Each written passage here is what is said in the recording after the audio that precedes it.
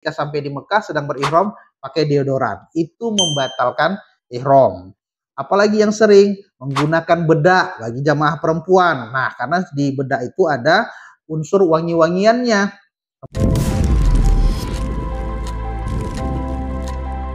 Bismillahirrahmanirrahim. Assalamualaikum warahmatullahi wabarakatuh. Sobat Abu Sirat, saya dimuliakan Allah Subhanahu wa taala. Alhamdulillah, setelah beberapa video kita diisi oleh ustadz-ustadz yang mewakili, ustadz-ustadz pembimbing dari PT Abu Sirat Store yang luar biasa. Mereka ini adalah ustadz-ustadz yang cukup familiar dan cukup terkenal di daerahnya masing-masing dan memiliki visi dan wawasan serta ilmu yang cukup luas. Dan tentunya ustadz-ustadz yang dipilih oleh PT Abu Sirat Store adalah yang lebih memilih mereka itu mengutamakan akhirat dibandingkan dunianya. Jadi ya mudah-mudahan ilmu yang mereka sampaikan bisa menjadi menambah wawasan kepada kita dan tentunya menjadi amal jariah untuk mereka khususnya dan kepada kita juga tentunya. Sobat Abu Sirat yang dimuliakan Allah Subhanahu wa taala, saya ingin menyampaikan pada video kali ini terkait dengan apa-apa saja yang jangan dilakukan ketika Anda sedang melaksanakan ihram. Karena pada praktiknya, pada pengalaman yang sering kami dapatkan di lapangan ketika sedang membawa jamaah umroh, walaupun manasiknya sudah kita sampaikan berulang kali, larangan-larangan umroh apa-apa saja yang tidak boleh dilakukan oleh jamaah umroh, namun tetap saja jamaah pada pelaksanaannya ada yang lupa, ada yang lalai, bahkan mungkin ada juga yang tidak tahu terkait dengan larangan-larangan yang tidak boleh dilakukan selama pelaksanaan ibadah umroh.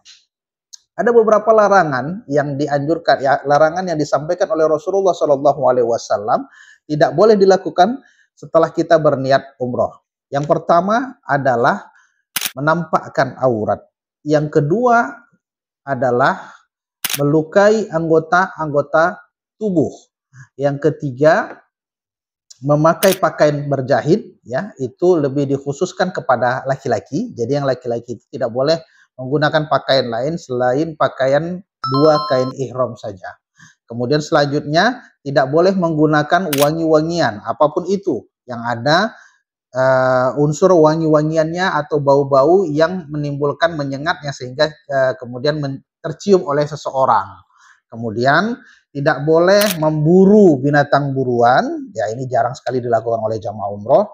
Kemudian tidak boleh menikah atau menikahkan. Kemudian ada larangan lainnya itu tidak boleh bercumbu sesama suami istri, memotong kuku, memotong rambut, nah, itu termasuk bagian dari melukai anggota tubuh, itu tidak diperkenankan pada saat melaksanakan ihram. Dan juga bagi laki-laki yang sering itu adalah menutup kepala. Nah, mungkin ini sudah sering disampaikan dan didengar oleh jamaah umroh ketika manasik dilakukan itu. Namun dalam kenyataannya pada pelaksanaan ibadah umroh, beberapa jamaah sering lupa atau sering lalai dengan kondisi-kondisi tertentu yang akhirnya membatalkan ihram seseorang. Apa-apa saja yang tidak boleh dilakukan dan yang sering terjadi ketika jamaah sedang melaksanakan ihram di Arab Saudi, di Mekah khususnya, ya. Yang pertama yang sering kejadian, yang sering lalai adalah jamaah menggunakan wangi-wangian dalam bentuk apapun. Yang pertama yang sering jadi pengalaman adalah menggunakan deodoran. Jadi tidak boleh menggunakan wangi-wangian apapun setelah kita berniat, ya, setelah melaksanakan niat ihram tidak boleh menggunakan wangi-wangian apapun. Tapi sebelum berniat itu sunnah. Dan itu dapat pahala dan itu boleh dilakukan. Tapi kalau setelah berniat itu tidak boleh dilakukan. Nah, setelah berniat yang sering dilakukan adalah ada jamaah ini sering menggunakan pakai deodoran karena ngerasa perjalanan dari Madinah ke Mekah cukup lama di musim yang panas. Kemudian ada aroma bau yang tidak enak dari tubuhnya sehingga dia ketika sampai di Mekah sedang berihram pakai deodoran. Itu membatalkan ihram. Apalagi yang sering menggunakan bedak bagi jamaah perempuan. Nah, karena di bedak itu ada unsur wangi-wangiannya. Kemudian hand sanitizer. Ya, walaupun waktu pandemi itu diperbolehkan karena itu dalam kondisi darurat. Tapi untuk sekarang, saat ini kita usahakan menghilangkan keraguan-raguan. Jadi hal-hal yang kira-kira ini bisa meragukan, bisa membatalkan ihram kita, lebih baik ditinggalkan saja. Pakai wangi-wangian yang lain seperti terjadi ketika kita setelah selesai makan, kemudian cuci tangan, kemudian kita menggunakan sabun untuk cuci tangan. Dan itu sering terjadi oleh jamaah umroh. Kemudian apalagi sikat gigi ya, sikat gigi ketika sampai di hotel ngerasa kepingin masuk Masjidil Haram dengan sempurna, kemudian nyikat gigi setelah makan gitu. Nah, boleh sikat gigi, boleh, tapi usahakan untuk tidak pakai odol atau pasta gigi. Nah, kemudian pengalaman-pengalaman lain yang kami dapatkan ketika jamaah sering melakukan larangan-larangan ihram adalah ketika jamaah bergerak dari Madinah ke Mekah yang membutuhkan waktu sekitar 5 jam kalau menaiki bus, sedangkan sekitar 2 jam kalau naik kereta cepat, walaupun nanti di keretanya itu ada proses menunggu boarding, kemudian perjalanan dari stasiun ke hotel itu membutuhkan waktu. Nah, kira-kira ketika jamaah dalam perjalanan ini ngerasa cukup gerah ya, cukup gerah, kemudian memang oleh travel itu dianjurkan setelah sampai di Mekah itu tidak langsung melaksanakan tawaf. Nah, travel itu akan menganjurkan jamaahnya untuk check-in hotel terlebih dahulu. Check-in hotel, kemudian makan malam atau makan sebelum melaksanakan ibadah tawaf dan sa'inya. Jamaah dibagikan kamar. Ketika dibagikan kamar, ya, jamaah setelah masuk kamar itu biasanya sambil, karena umumnya jamaah ini 4 orang sekamar. Sebelum melaksanakan tawaf, mereka ini kita minta untuk mengambil air wudhu dulu. Jadi menyucikan diri dengan berwudhu di kamarnya masing-masing di hotel. Nah, karena ngantri, kawan yang satu sedang di kamar mandi, sedangkan yang lainnya sedang menunggu antrian, golek-golek atau tiduran berbaring di tempat tidur, karena udara atau suhu AC di kamar cukup dingin, kemudian si jamaah menarik selimut dan tertidur. Menarik selimut itu lebih terkesan memakai pakaian. Jadi itu bisa membatalkan ihramnya. Jadi kalau Bapak Ibu sedang tertidur di atas tempat tidur, usahakan untuk tidak menarik selimut. Ya, apalagi terkadang kita juga mendengar jamaah itu karena kepingin ke toilet, ihramnya dilepas, yang kemudian dia menggunakan sarung karena kebiasaan di rumahnya seperti itu. Nah, ini juga sering terjadi oleh jamaah-jamaah laki-laki, kaum Adam khususnya, ketika ketika sedang berihram dan melanggar larangan-larangan yang kebiasaan di rumah dibawa ke tanah suci gitu ya.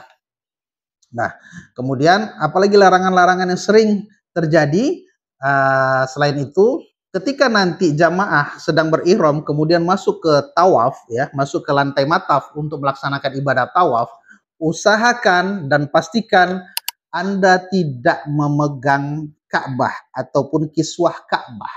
Kenapa?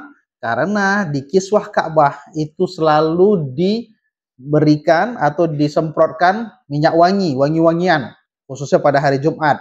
Dan itu akan mencemarkan mencemarkan bau ke pakaian Anda, sehingga itu bisa membatalkan ihram. Walaupun kita sebenarnya tidak secara langsung menggunakan wangi-wangian karena tidak sengaja terpegang, tapi kita kasih tahu nih, kami kasih tahu terlebih dahulu supaya jamaah mewanti-wanti jangan sampai terkena larangan-larangan ihram. Maka diusahakan untuk tidak menyentuh kiswah Ka'bah pada saat melaksanakan ihram. Dan yang sering juga terjadi di lapangan ketika jamaah sedang menuju ke Mekah ya, di dalam bus itu mungkin sering garuk-garuk kepala, kemudian yang paling sering adalah menyongkel-nyongkel hidung ya, ngupil ya, istilahnya ngupil, kemudian korek-korek hidung sehingga ada bulu-bulu hidung yang berguguran. Usahakan untuk tidak melakukan hal ini. Jadi pada saat pelaksanaan ihram kita diminta untuk berjaga-jaga ya, untuk tetap waspada. Disitulah nilai ibadahnya, di mana kita untuk tetap awas, waspada dalam menjaga ihram kita. Jadi setiap perilaku yang kita lakukan itu bisa jadi akan membatalkan ihram. Untuk itu selalu waspada dan berjaga-jaga untuk tidak melanggar larangan-larangan ihram ketika Anda sedang menggunakan ihram sampai nanti selesai tawaf dan sa'i dan kemudian bertahallul. Demikian video kali ini terkait dengan hal-hal yang tidak boleh, yang sering terjadi di lapangan ya ketika sedang menjaga ihram. Terima kasih. Wabillahi taufik wal hidayah. Assalamualaikum warahmatullahi wabarakatuh.